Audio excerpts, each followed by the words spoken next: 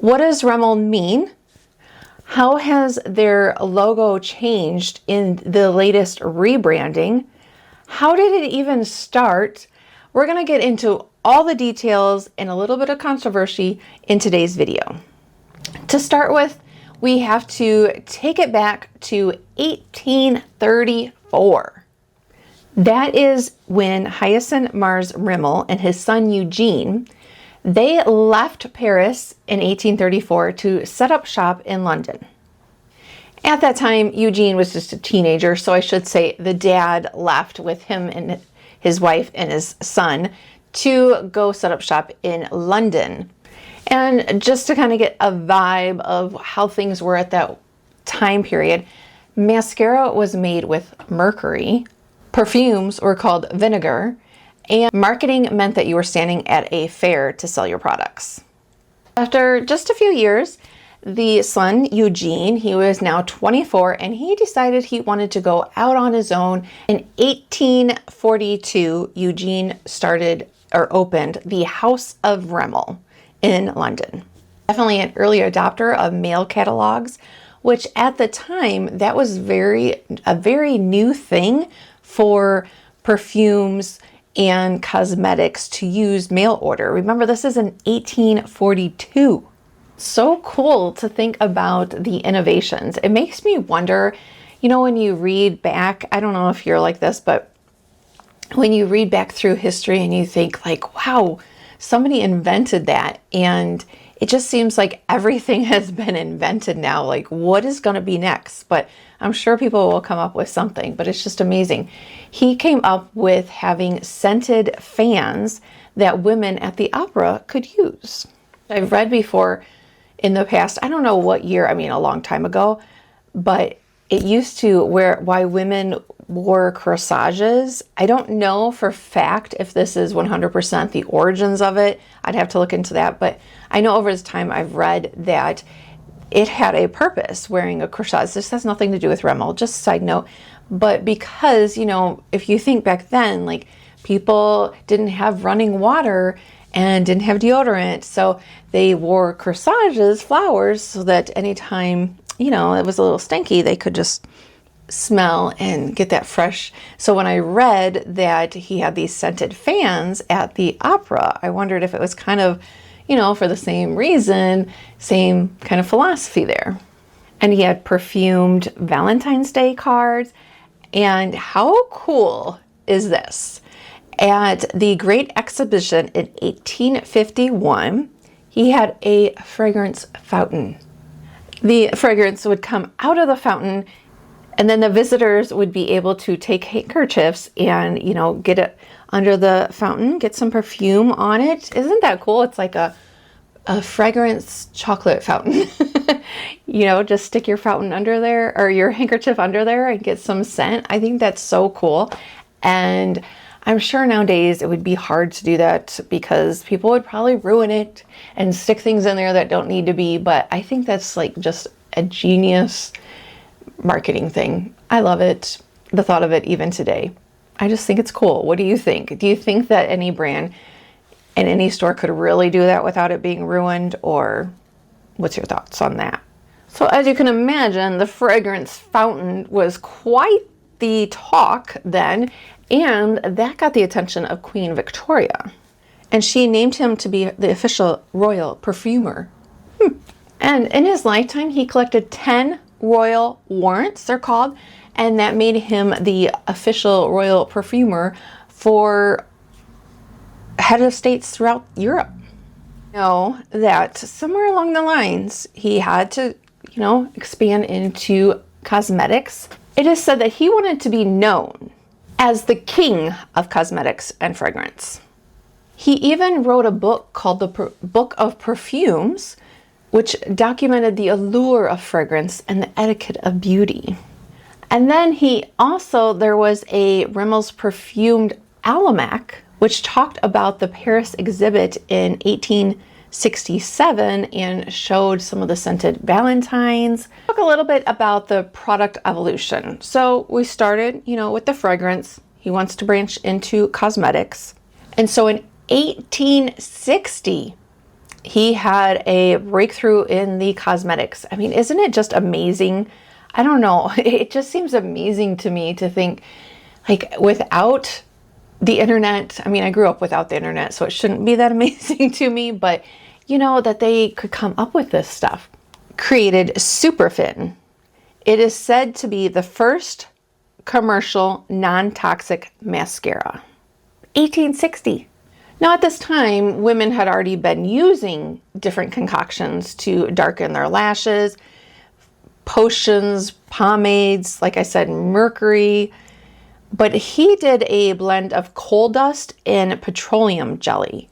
And at the time, woo, that was revolutionary. And as you can imagine, petroleum jelly and coal dust, that sounds like it would be messy, and it is said that it was messy, unstable, but still it was a better option than what they had been making their concoctions at home. So it was so popular, and the word Rimmel became, I mean, when people thought of Rimmel, they thought of mascara because it was so revolutionary. And did you know, I didn't know this until this, but Rimmel actually means mascara in some languages. So it was like, just since that's his name, it's almost like it was destined for him to be known for mascaras. Of course, they worked and continued to tweak their product, and then they eventually launched Water Cosmetic.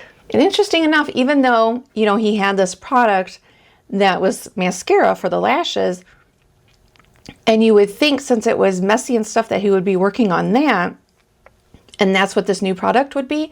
But actually this new product was designed for the men to help color their mustaches. It was a mixture of soap and pigment in a solid stick form, and then you mixed it with water and applied it with a brush to mustaches and beards to cover up grays.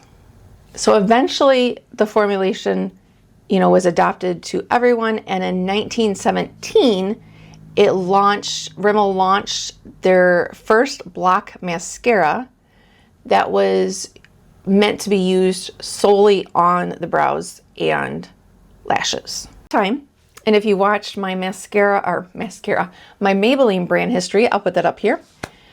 Sometimes when you read it, you think that Maybelline was known for kind of creating the first block mascara of that sort.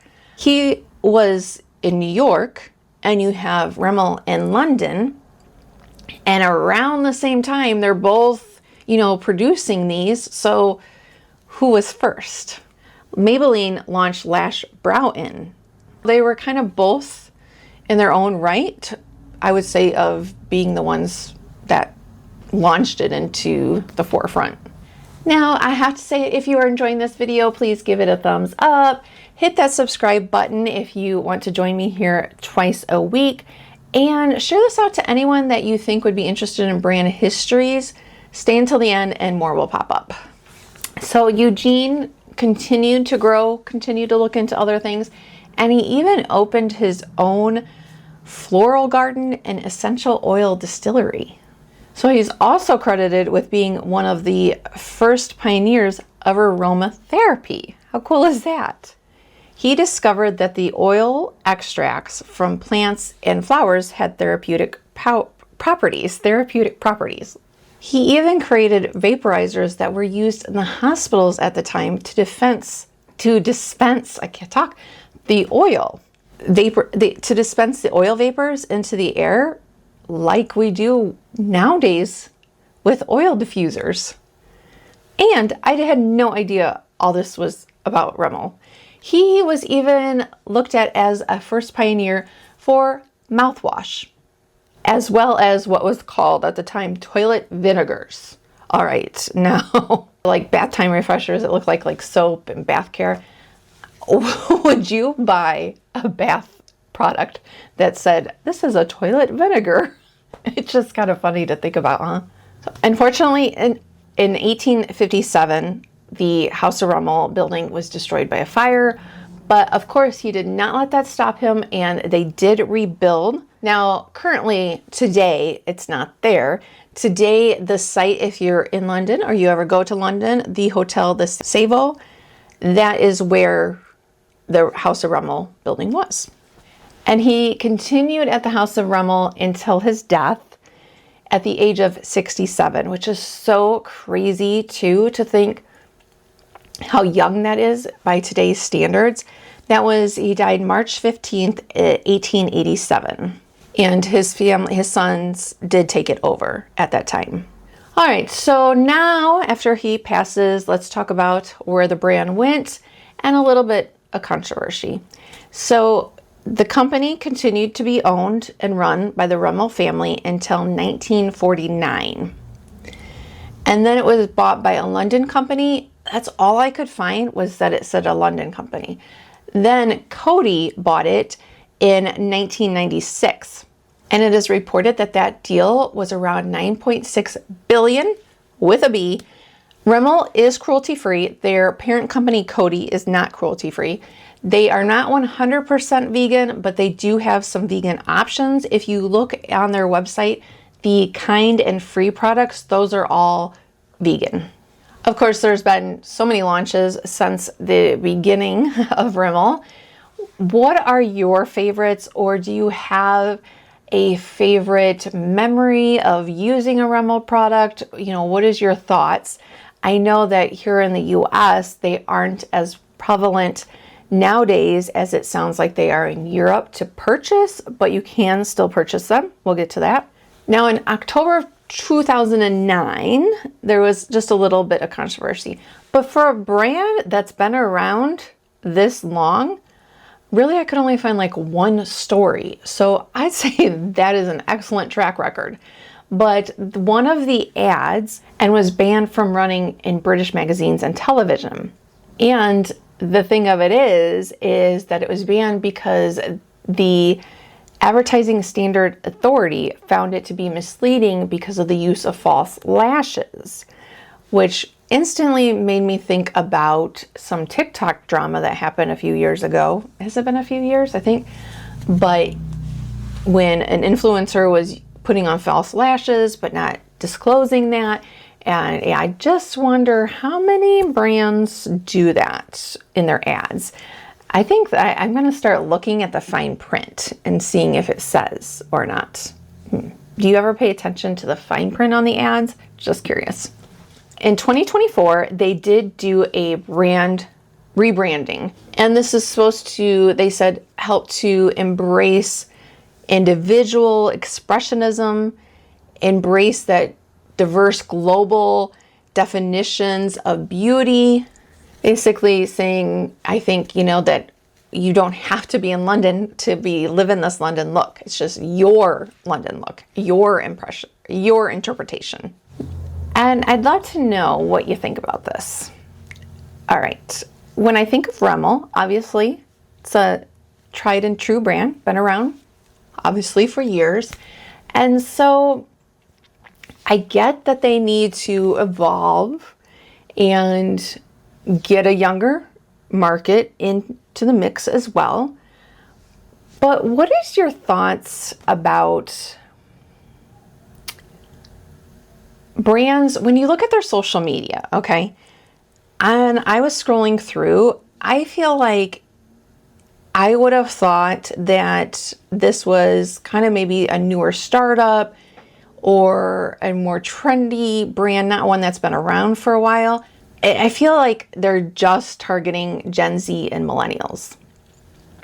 And I get that a brand has to target maybe like a large group like that and they have a large spending power. Do you think a brand can success? Are you done? Okay. Do you think a brand can successfully target Gen X, that market, which I'm a Gen Xer, any fellow Gen Xers, but can they target Gen X and Gen Z and millennials all, like, can a brand target all of those generations if you were to look through their social media or their ads? And do you feel like it would still speak to all those generations? Or do you feel like a brand has to pick a lane and be like, we're going after the youngers or we're going after Gen Z and above? Like, What's your thoughts on that? I'd love to know, because I'm sure from a brand's perspective, they need to pick one, because everything that you read about, like that I've been reading about, you know, personal brand and stuff, is like you have to pick one. Googled, where can you buy Rimmel? I was under the impression that you could really only, if you're in the States, you could really only get it online. You can order on Amazon or Walgreens online. When I went to Walmart and Target, there was like 3 products listed, not in stores, but online. But then when I was looking at the Walgreens website, it did show that some were available. So depending on the Walgreens in your area, you may be able to find some other products there. Otherwise, it looks like you got to order it online. When I went to the Rimmel's website, even being the US based website, there are a lot of products, especially under the new items, that it says that there's not a retailer for. You know, Maybelline was another like OG, and with the mascara, known for that. So if you want it, known for that. So check out this video next.